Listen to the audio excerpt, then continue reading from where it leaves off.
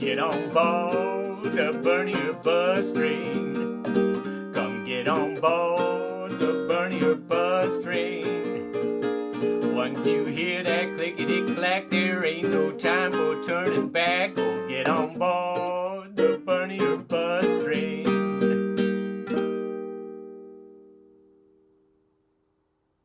Good morning, USA, and welcome to another episode of the Bernier Bus Show. I'm wanting to show you the connection to Hollywood again, but I also want to show you who is connected. It isn't just the Hillary Clinton machine anymore. It's the Hillary/Elizabeth machine. Joe Biden is ostensibly the candidate of the Democratic establishment, but it was Elizabeth Warren who's built her career on trying to challenge the status quo, who spent the weekend wowing party insiders. This is from an article. Elizabeth Warren manages to woo the Democratic establishment by Edward Isaac Dover in August of this year. At this point in Warren's campaign, it's not a surprise anymore when she spends hours working a selfie line after a major event, as she did following two massive rallies she's held in the past week. But it was a surprise when more than 150 of the Democratic Party's biggest donors similarly lined up on Thursday night after her speech at a dinner here. And it struck even some of the Democrats waiting to take photos with her. "These are people who should not like her," said one attendee. And indeed, they should not. But her pivoting ability, her private position and her public position, as she learned from one of the best pivoters in history, is helping her now woo the party insiders. Here's another reminder about how this all works in Hollywood, because we've got past Bernier Bus shows which show how Elizabeth Warren has taken money from Michael Kives of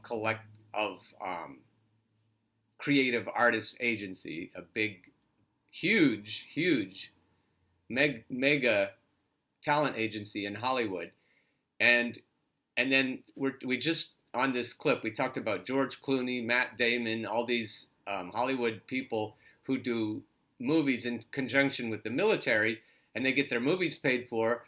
The only thing they have to do is give up complete and total control of their scripts to the CIA. And then we've got how the CIA works in the world. We know how the CIA works in the world to take down regimes that are strategically in the way.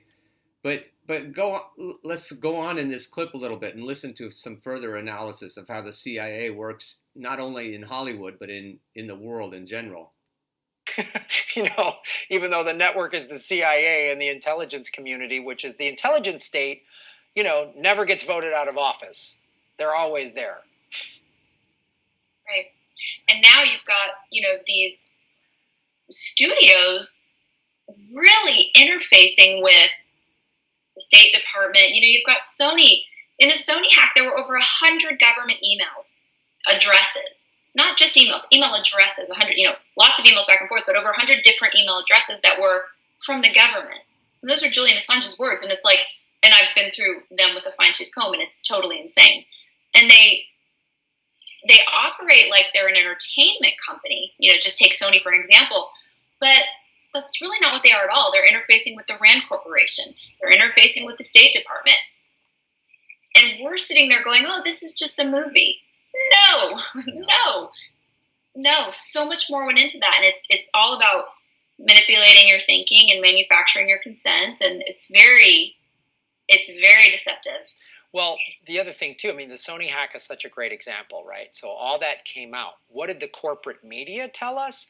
The only emails they showed us were like this producer saying, this actor's ugly or fat or something, like just some little gossipy crap. They never showed us these 100, governmental emails and ties to the State Department and RAND, and we didn't see any of that in the mainstream media.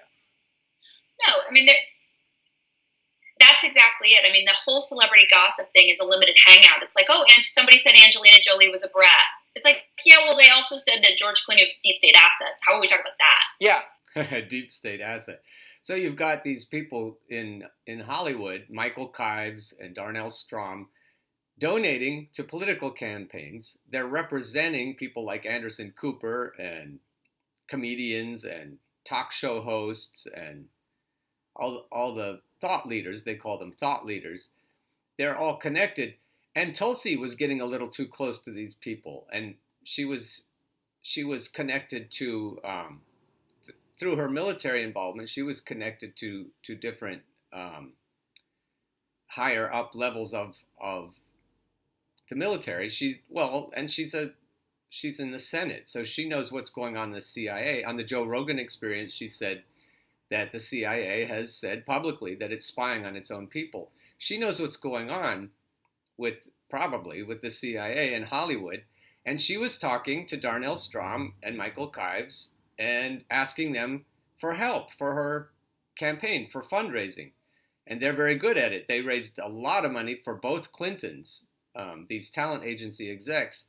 And so I was a little disturbed to hear how close she'd gotten to them. And then when she left the DNC position she had and endorsed Bernie Sanders, they put the hammer down on her. They said, no more. How dare you insult Hillary Clinton like this? And so they have been smearing her ever since. These connections to politicians and to the rest of the machinery. The Third Way, John Cowan, our Third Way, John Cowan, and then Neera Tanden, Center for American Progress. And you've got all these powerful political figures, behind the scenes think tank people. They're all connected too. So if it sounds so conspiratorial when you put the CIA in the mix, but the CIA is hip deep in this. They have an office in Hollywood, and the FBI is too. Now, on this clip, just watch it after Viggo Mortensen is narrating Aragorn, and you hear him say, and then Bernie went bust. And then after that, we saw the coronation of Hillary. Just paste in your imagination, just paste Elizabeth Warren's face on top of Hillary's in the clip that follows, and tell me, do you want Elizabeth Warren just assuming the same position with all this machinery? She's wooing the same people that controlled the CIA and the Third Way think tank and everything else. So watch Elizabeth's face in your mind if you can. And just like that, Bernie finally busted. Bernie busted. We can't afford Bernie to bust again. Bernie left the building shortly after. And left the Democratic Party, too. They never wanted him anyway.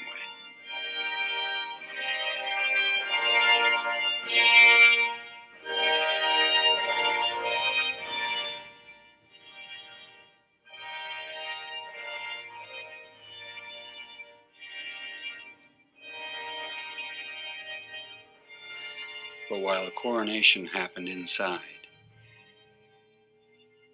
a revolution was being born.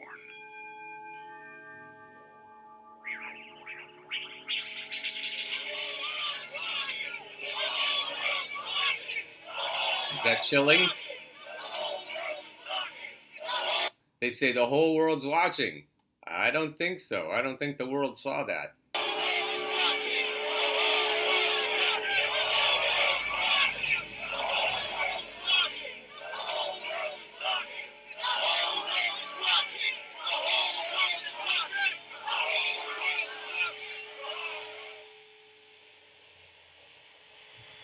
The whole world's not allowed to see everything. And the people who run the cameras are working, they're not working for you. They're not working for us. So if you don't want Bernie to go bust again, we need to get past all this skullduggery at the DNC level. We need to use leverage. We need to use force to make sure that they don't do this again. And that's why I'm Bernie or bust. It makes people upset sometimes. They think it's too forceful to be Bernie or bust. But this is what we're up against. Now, you look at the people shaking the fence at the Philadelphia convention. You see the people in the streets like the yellow vest people are in France. And you say, well, I would do that. I would go out in the streets and I would protest. I don't know if I'd hurl things at at people, but I would definitely be out there waving my fist. Bernie or bust isn't as pugilistic as that. So if you think this is worth, if you think your democracy is worth getting upset about and pugilistic about, Bernie or bust, that's pretty mild stuff if you think about it. All you're doing is holding the comfortable Democrats hostage. We really need to do this. So if you're with me, please share this video. Please share this Revolution Televised episode. I'll link to that. This is what we need to be doing. We need to let the whole world watch what's going on with the CIA, with the DNC establishment, with everything. This is chilling. This is Max Blumenthal on, so they smeared Moscow Mitch, called him a Russian asset. Hillary just called Tulsi a Russian asset. This video came out before that. And this guy, Max, he's conjecturing that Bernie will be next. Listen to this. Listen to the way he frames this. And the Clinton wing of the party and the DNC party elites, they got this libidinal satisfaction out of calling Mitch McConnell Moscow Mitch. So then they move on to Tulsi Gabbard. And I think we're seeing them start to get some pushback. The question is, who's next? And I think the next target is inevitable.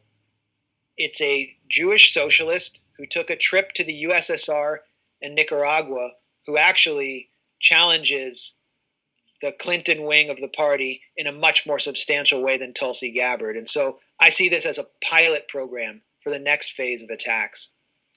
It also could be a warning to Sanders and his supporters to basically shut up. Yeah, and that's what they don't want. You know they don't want Bernie or bust. Just look at Alicia Silverman. Oh, you Bernie bust people are being ridiculous. It's going to go past that. You saw the whole Red Scare, McCarthyism, all the connection to WikiLeaks and blaming Russia for everything. And you know, that's Hillary. That's straight back to Hillary. Hillary's the one who's orchestrating that. And you know she's going to come after Bernie next. She's still holding a big grudge. Just read her book. And I think Max is right on. I think that's the next step. So if you don't want that to happen, if you look at the way conservatives are looking at Warren, this is from a conservative rag. Mary Margaret Olahan says, 2020 presidential candidate Elizabeth Warren wants to revive the Democratic National Committee. But she said in 2017 that the DNC rigged the 2016 primary against Vermont Senator Bernie Sanders. The Massachusetts senator says publicly at events and in private to Democratic Party leaders that she wants to revive the DNC to win the 2020 presidential election and to take control of the Senate once again, according to the New York Times. Simultaneously, Warren reminds voters that she is with Bernie on Medicare and strives to align herself with progressives, the publication reports. She's not for real, though. We know her daughter's working directly for the health insurance industry. Though Warren now curries favor with the DNC, she said in 2017 that the DNC helped to rig the 2016 election for Hillary Clinton. Former Democratic Committee Chairwoman Donna Brazile wrote a book after the election exposing the DNC's favoring of Clinton, saying that Clinton's campaign had the DNC on life support, giving it money every month to meet its basic expenses. Asked by Jake Tapper if she believed the Clinton and Sanders contest was rigged, Warren said, yes. Warren also called the Clintons a real problem for the party, saying, but what we've got to do as Democrats now is we've got to hold this party accountable. Sounds like that's going to happen. No, you're already seeing the anointing of Elizabeth, and you might as well just paste her face everywhere you've seen Hillary's over the years, because that's what's going on. So please help. Please spread this word. Please donate to the Bernie or Bust campaign at bernieorbust.info. Get a bumper sticker. Get a lawn sign made. I've shown you how to do that in past episodes. Bernie or Bust is the leverage we need to keep this from happening again. And you know already that behind the scenes and even in front of our noses, this is happening again. The DNC is taking over again. They have no intention of ever letting Bernie Sanders win the nomination for president. So let's get this word out and keep on burning.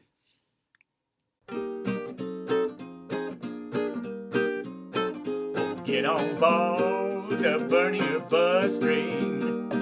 Come get on board the Bernier bus train. Once you hear that clickety-clack, there ain't no time for turning back. Oh, get on board